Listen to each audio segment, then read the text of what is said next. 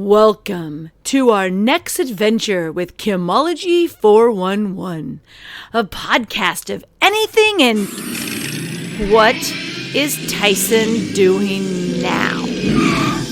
Kim, quick, get in! Hey Tyson, you better back up. What exactly are our plans? Plans? Where we're going, we don't need any plans.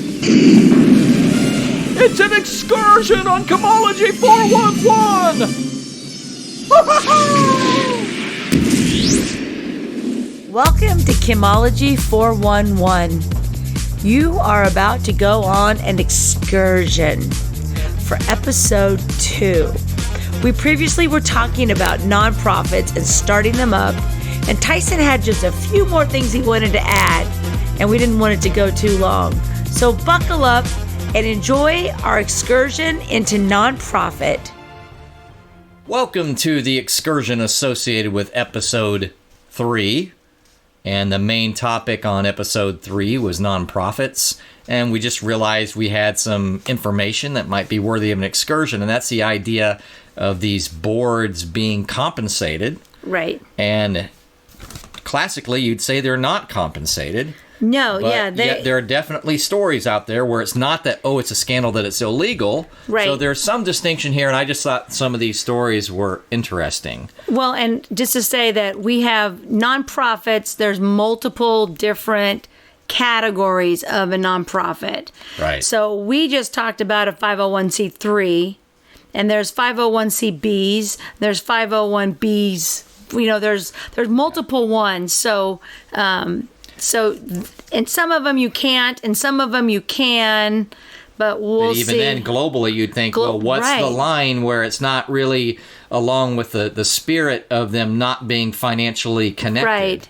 And it's not for profit, so it's supposed to be about helping that nonprofit as an independent influence, right? Being on the board.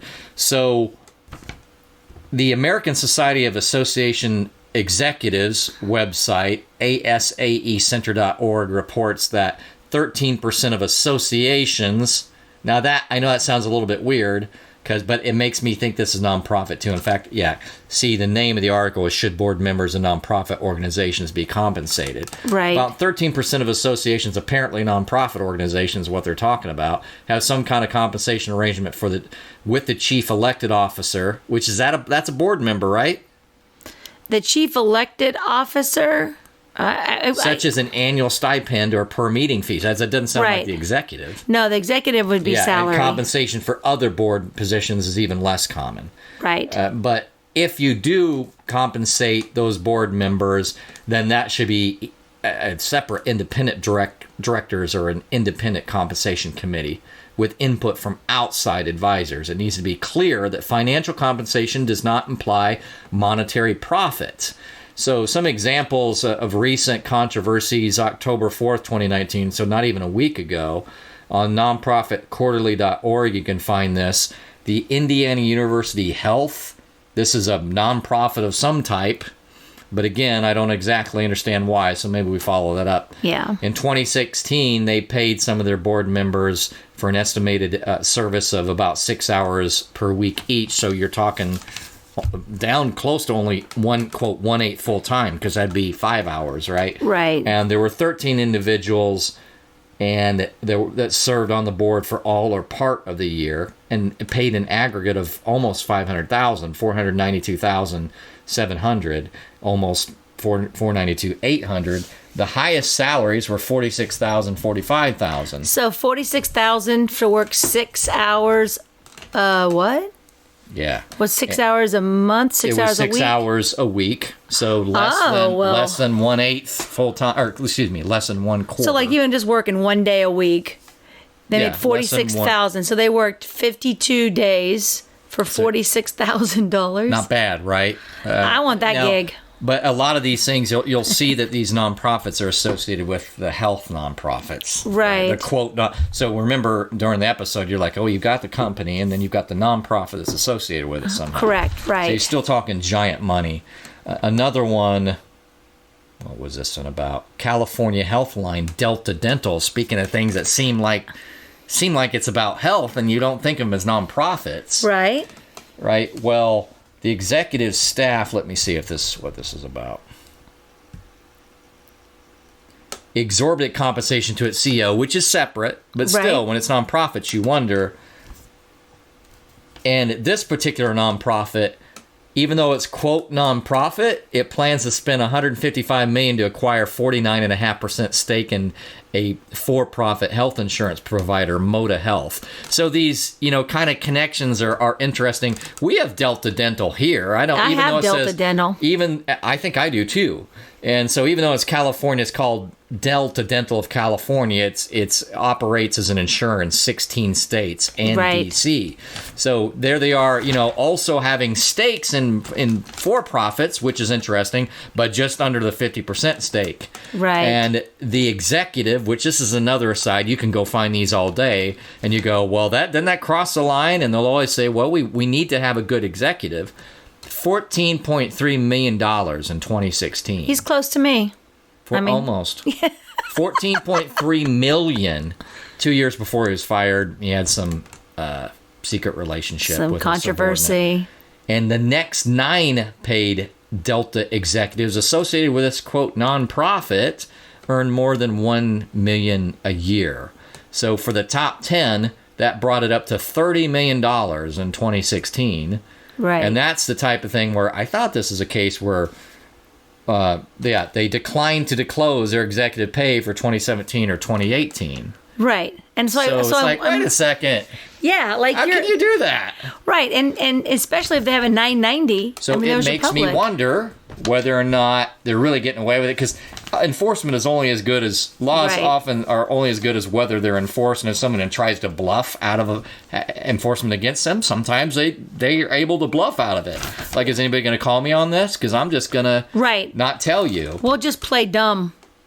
Like, oh, I didn't know we had to give out the records. We've only been around for 52 years. Yeah, complicating the issue of nonprofitness for Delta Dental is that it's a mutual benefit corporation, meaning it answers to and is established to benefit its rate-paying members. But in its founding documents, it's committed to, quote, assist the people of California. So, but as to the board, I know that was an aside on the executive, but as to the board, it ranged from 46,000 to, wait for it, 203,000 in 2016 for 1 to 2 hours of work a week. Board chairs received in the range of 172 to 223. So, something happened in Massachusetts that was similar, and Massachusetts changed their laws or whatever it was to stop that practice in that state. So, and that was also in a case where, for a nonprofit, a former executive received a golden parachute, which is interesting because we got golden parachutes at some of the big local companies where you go, are you kidding me? So he did bad enough to leave, and on the way out the door, he gets literally 50 to hundreds of times as much as your average employer makes because he failed. Sucked. Because he failed. So in this case, the nonprofit executive, and this is not the Delta Dental, this is where I said there was a similar type of a uproar in Massachusetts, received a golden parachute amounting to $11.3 million. And then they say such stuff is not rare in the nonprofit wing of the insurance industry. So it'd be interesting to go into that. That could be your excursion, listeners. Right. And then the only other thing I had really quickly is that, maybe I didn't have another one. Yeah, I do. You should look into, and I don't know about this, I just thought this is an interesting thread. On Nonprofit Quarterly, they say that the NRA could be its own serial. Like, someone should make a show out of the NRA, which is also a nonprofit. And they had a couple articles on there. So I bet you that would be very interesting. I bet it would Remember I guess there's pressure on that. You've probably heard the name Wayne LaPierre, who's the big wig. He's like, I don't know, the executive director or something of NRA. And his name is all over the place. Not an introvert. Definitely out front, figurehead, and real executive. I mean, everybody knows who's an NRA person. If they've seen any of their literature, they see Wayne LaPierre stuck all over it. Right. So that's probably an interesting aside for you guys, just to go see what that mess is about. Also, this Nonprofit Quarterly seems like a very good site. Right. Like you'll just see all kinds of articles that look like, oh, that looks interesting. Yep. So they seem very active with it, because again, they're kind of like trying to understand the front edge of, geesh, it's not just about profit, it's about doing things right. Great, yes. And so you're constantly kind of testing your morals on what's going on and what's correct and incorrect about that. Let's see here. John Calvelli, for instance, this is a different topic because it's really the executive, but public affairs at the Wildlife Conservation Society, or Wildlife Conversation. That'd be more interesting, because right? if the dogs, or excuse me, if the bears were talking, I'd probably give more money. Exactly, donate a little bit more money. Conservation Society, that's just a public affairs director, made $1.4 million in 2018. And also, there's another interesting aspect where it's like the rules are a little bit different, because sometimes the executive can sit on the board, and I didn't capture this, but I know I read this, and get separate money for sitting on the board. And so they have their executive compensation, and then they have this other compensation, which seems, off, again, layperson, seems a little off to me. Right. And that goes on to what type of a nonprofit they are. And that's one of the bad things is that when people hear we're a nonprofit, they just think it's one thing. They don't realize that not-for-profit, there's actually nonprofits and there's actually organizations out there that it's not tax deductible, meaning that they're actually attached agency because they have a certain number that they qualify for something. The only reason it's tax deductible is if you qualify for this certain nonprofit status. And so a lot of people think, oh, that's a nonprofit, but it's not really a nonprofit because it falls under a whole different set of rules. But also, like I think it said in there that each state also can say what can and can't happen. So it'd be interesting to know, like in your own state, it'd be interesting if people would let us know in their own state how it works. If there's something there's something there, because like I said in the episode 3, it was horrible having to go up in front of our county commissioners and them accusing me of being a board member. And I'm like, I am not a board member. And they're like, well, and they audited we had to give them 3 years of minutes.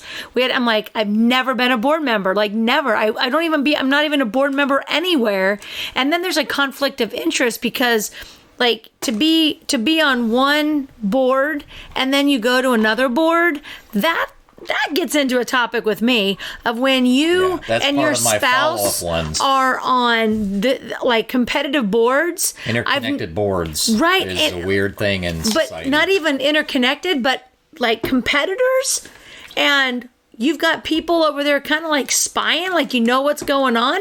It's a cruel world out there when it comes to this money, and you got to know who's on your board. You got to don't just take anybody that comes and says, "I'd love to be on your board." You need to know, okay, so what other boards are they on? Because you can't be on the same board for the same mission, and then you can't, if you're over here, you can't be on this board, but then people are, because no one knows unless someone speaks up. Unless you actually check into it. And people will be like, could slide into one and have other connections, and you don't necessarily know. You'd have to look into it. Exactly. So, it's very interesting. I feel like another excursion regarding this, and I know it would be an excursion or even a separate episode, is to understand these things like these political campaigns and their associated foundations that are, quote, nonprofit. Now, that's a big excursion, but it's always been a question for me.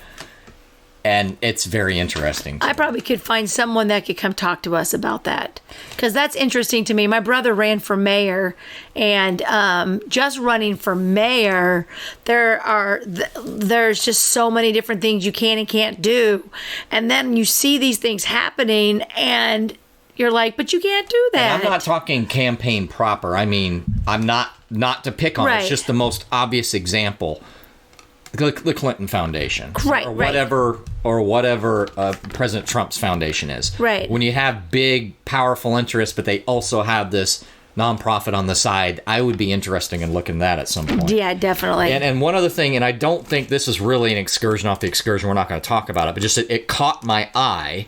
I don't know anything about cryptocurrency, but something in the news lately is that Facebook wants to start their own cryptocurrency. But of course, they want it to be independent. They say that, and I bring this up just because it's supposedly going to be this group of, I don't know, 100, 150 people. And in the news, I just happened to see on Wired. Wired.com has some pretty thorough articles. So just purely as just a breadcrumb, if you want to follow it, I saw an article on Wired.com talking about the ties that bind Facebook's Libra, which is their cryptocurrency that they want to start, even though it's not theirs, but they were behind it. And it says that its cryptocurrency will be managed by an independent group, but an analysis finds more than half of the members have links back to the social media giant. Well, so that gets back to the idea of independent and nonprofit versus it really just kind of a fake arm of a for-profit. So anyway, I just want to throw you that. That sounds interesting. Yeah, we could get when it gets into the for-profit and the nonprofits, and if you not like, I just deal with like the small ones, you know, there's just whatever. But when you get up to the bigger ones and you start digging into who's got what control of what, it can get, and a lot of people don't want to do that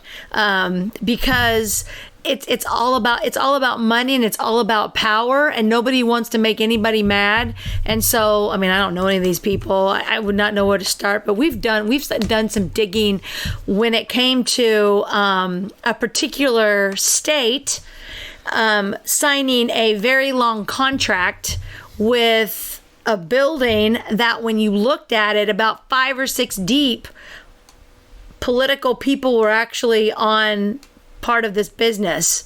And so, like, you look at it over here and you've got level A business, nothing, level B, C, D, E, and you get down to level F, and it's actually the person in charge to get this contract signed that actually owns. So they dig these holes. That's a whole nother topic, which I would love to search about, because that gets exciting. And I don't want to thread you away from, because I understand the next episode is going to be more like, hey, this is small level, and help you understand it. Right. So we understand that it's different to now talk about nonprofits and whether they're really too connected behind the scenes to their actual for-profit, or say their political person that is associated with it. So, but it's still possibly an interesting thread we might do. We might. But I don't mean to, and we're not going to hijack the next episode. The next episode, episode 4, will be at a count. We're getting so high up in the numbers. 4. We almost have a hand. Here. You want to borrow my finger? We didn't tell you. I only got 3 fingers. You're like that Gru guy from Universal with your little stuffed hand. You're a cartoon. That's it for the excursion. I just thought there was some interesting stuff that was semi-related. So if you don't have anything more on it, no, that's good. We're so that's what the excursions are about. If you guys have anything, when I share this, just comment below. Make sure you put excursion episode 3, and that way we kind of know what's going on. And if we've said anything incorrect, please correct us. We would love to have. I can't imagine being wrong.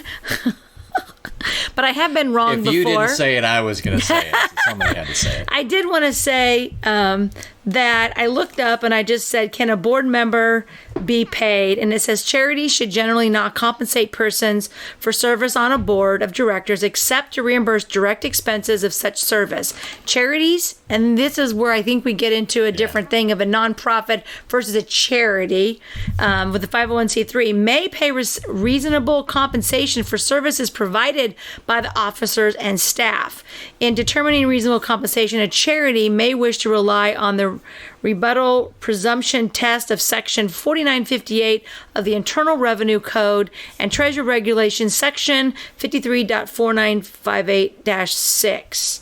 So, we'll wrap that up next time too. Yeah, we'll kind of look a little bit more into it. So it's not only just in the excursion. Yeah, we'll talk a little bit more. Tie those. What do you call that? Yeah. Tie up the loose ends. Tie up the loose ends. So anyway, all right, guys. Well, thank you so much for sticking around with us for this long. We do hope that you are enjoying Chemology 411. We do have more things going on. As you see, we want to talk about the not serious stuff. We want to talk about the serious stuff. We want to talk about personal stuff. Once we get through this nonprofit thing. Got this rash. Once we get through the nonprofit stuff, then I think we're going to go into some personal stuff, so you can kind of learn more about Tyson and myself.